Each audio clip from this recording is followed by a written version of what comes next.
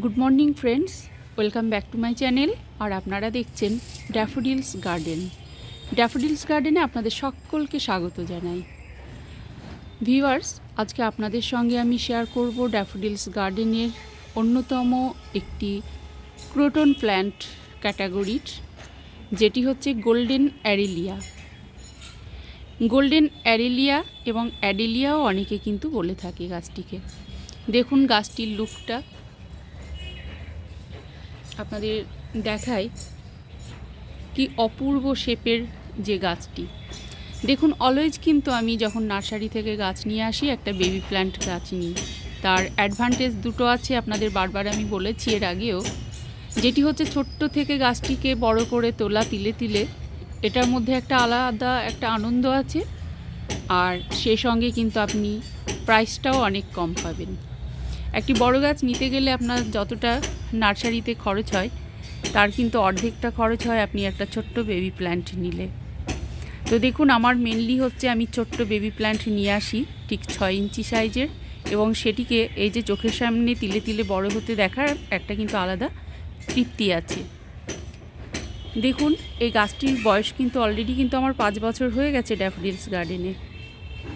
গাছটির shape and size দেখুন, অপূর্ব দেখতে।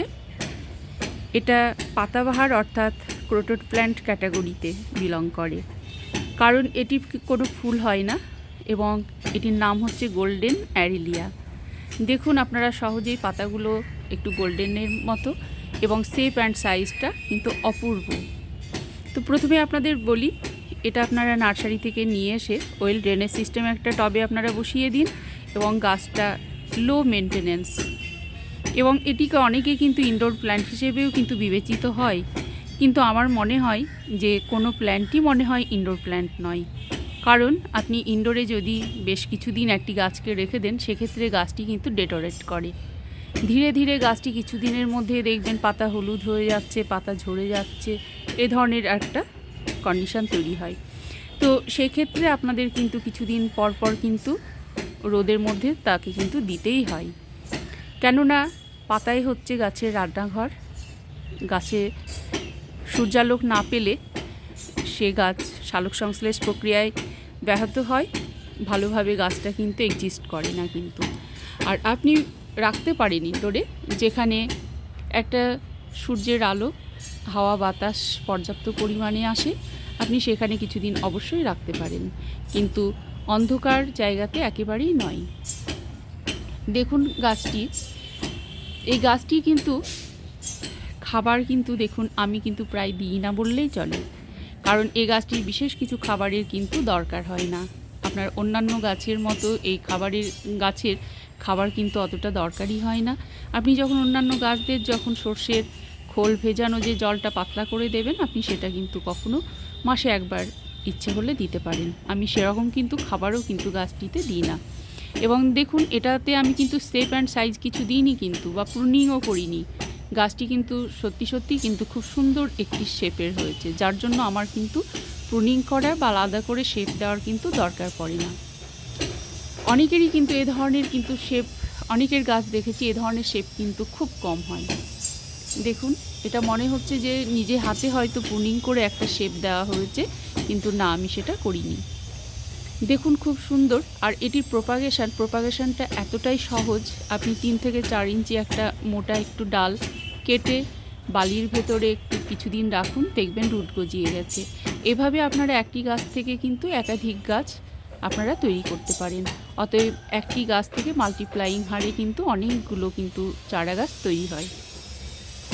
আপনারা খুব সহজেই এটা যে কোনো নার্সারিতেই পেয়ে যাবেন, হয়তো 70 থেকে 80 টাকা এ ধরনের, তবে এরিয়া ভিত্তিক কিছুটা দামের কিন্তু হেরফের হতেই পারে।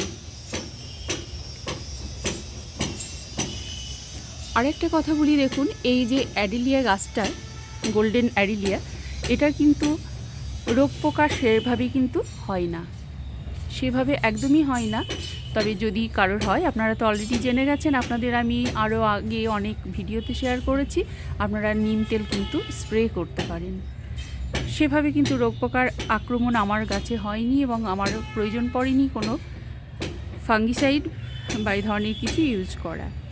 তবে আপনারা মাসে একবার করলে, ইচ্ছে করলে আপনারা সর্ষের খোল ভেজানো জলটা দিতে পারেন, বা এক মুঠো ভার্মি কম্পোস্ট যাদের অ্যাভেলেবল আছে, শিংকুচি হাড় গুঁড়ো এই ধরনের যাদের অ্যাভেলেবল থাকবে আর কি হাতের কাছে, তারা কিন্তু এক মুঠো মিশিয়ে দিয়ে দিতে পারেন।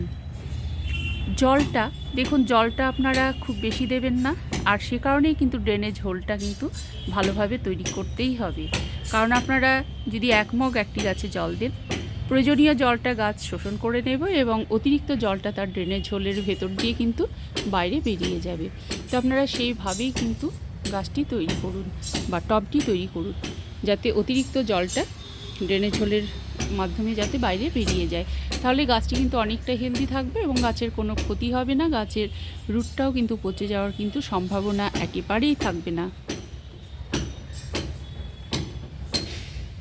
এটা জাস্ট বলতে পারি একটা লোভনীয় গাছ, যে কোনো কারোর পক্ষে গাছটি দেখলে অত্যন্ত কিন্তু এটা লোভনীয়। সত্যি সত্যি এ ধরনের গাছ আপনারা বেশি স্থানান্তর করবেন না, এক জায়গা থেকে আরেক জায়গা নড়াচড়া বেশি করবেন না, কারণ সেক্ষেত্রে কিন্তু অনেক সময় পাতাগুলো কিন্তু ঝরে যেতে পারে।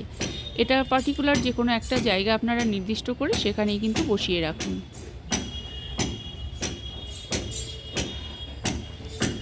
সেই সঙ্গে দেখায় আপনাদের একটু অ্যাসপেরাগাস। এই যে গাছটির নাম হচ্ছে অ্যাসপেরাগাস, এটিও দুর্দান্ত একটি গাছ। দেখুন, এই যে গোল্ডেন অ্যারিলিয়া গাছটি আপনারা যদি আপনাদের সত্যি সত্যি খুব ভালো লেগে থাকে, আপনারা কিন্তু অবশ্যই কিন্তু গাছটিকে নিয়ে এসে আপনাদের বাগানে কিন্তু রাখতে পারেন। এটা ব্যালকনি গার্ডেন যাদের আছে, ব্যালকনিতে গাছ যারা পছন্দ করেন, তারাও কিন্তু অনায়াসেই কিন্তু গাছটি কিন্তু করতে পারবেন। দেখুন, গাছটি আপনারা নিয়ে আসার আগে ভিডিওটি দরকার হলে আরও একবার দেখে নেবেন। পরিচর্যাটা আপনাদের সঙ্গে আমি শেয়ার করলাম, পরিচর্যা বিষয়েও। পাশেই অ্যাসপেরাগাস এবং আর একটা গাছ আপনাদের শেয়ার করি, সেটা হচ্ছে দেখুন ক্রিসমাস ট্রি। ড্যাফোডিলস গার্ডেনের এই যে এই ক্রিসমাস ট্রি, এটির বয়স হলো আপনার, এটারও 4 বছর হয়ে গেছে অলরেডি।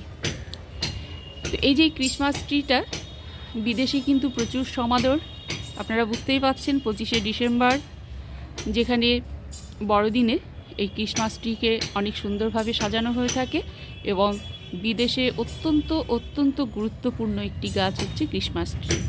তো এই ক্রিসমাস ট্রি আমরা শুধুমাত্র কিন্তু ডেকোরেশনের জন্য কিন্তু আমরা বাগানে কিন্তু রাখি। এটিও একটি 6 ইঞ্চি মতো একটা বেবি প্ল্যান্ট নিয়ে এসেছিলাম, অলরেডি 4 বছর হয়ে গেছে এবং দেখুন গাছটি খুব সুন্দর আছে। এবং এই যে ক্রিসমাস ট্রি অনেকে ইচ্ছে করলে অনেক শেপ দিতে পারেন।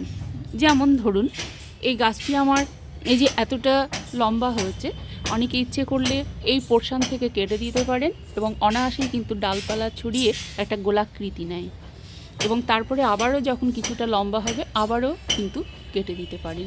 এইভাবে আপনারা 2 থেকে 3টে স্টেপে কিন্তু গাছটি কিন্তু কেটে দিতে পারেন, তাহলে কিন্তু শেপটা একটু অন্যরকম হয় এবং খুব ভালোও লাগে দেখতে। যদিও আমি সেটা করিনি, আপনাদের বলে রাখলাম, আপনারা কেউ চাইলে অনায়াসেই করতে পারেন। তবে আমার দেখুন এটা লম্বা হয়ে আছে গাছটি এবং খুব সুন্দর দেখতে। এবং যেটা মেন আপনাদের সঙ্গে আমার পরিচয় করিয়ে দেওয়া, সেটা হচ্ছে গোল্ডেন অ্যারিলিয়া। আপনারা অবশ্যই কিন্তু গোল্ডেন অ্যারিলিয়া আপনারা কিন্তু আপনাদের বাগানে নিয়ে আসতে পারেন। দেখুন আজকে আমি 1-এর ভেতরে 3 দেখিয়ে দিলাম, 3 in 1 ড্যাফোডিলস গার্ডেনের। আমার মেন ফোকাস ছিল গোল্ডেন অ্যারিলিয়া, পাশাপাশি আপনাদের শেয়ার করে একটু দেখিয়ে দিলাম অ্যাসপেরাগাস এবং এই যে ক্রিসমাস ট্রি ড্যাফোডিলস গার্ডেনের। তো ঠিক আছে ভিউয়ার্স, যদি আপনাদের ভিডিওটি ভালো লেগে থাকে অবশ্যই কিন্তু আপনারা চ্যানেলটিকে সাবস্ক্রাইব করুন, চ্যানেলটির পাশে থাকুন। আপনারা খুব ভালো থাকুন, সুস্থ থাকুন এবং ড্যাফোডিলস গার্ডেনের সঙ্গে থাকুন। আবার দেখা হবে নেক্সট অন্য কোনো নতুন ভিডিও নিয়ে। Thank you for watching.